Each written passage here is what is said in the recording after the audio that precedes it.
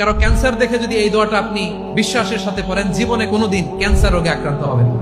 দুর্ঘটনা দেখে যদি পড়েন, ওই দুর্ঘটনা আপনাকে স্পর্শ করবে না। যে কোনো কারো বিপদ দেখে যদি কোনো বিশ্বাসী বান্দা এই দোয়া পড়ে, বিশ্বনবী বলেন লাম ইউসিবহু যালিকাল বালা, ওই বিপদ তাকে আর ধরবে না। উফিয়া মিনহু মিন যালিকাল বালা কাইনাম মা কান, সে যতদিন হায়াত পাবে কোনোদিন ওই বিপদ তাকে স্পর্শ করবে না।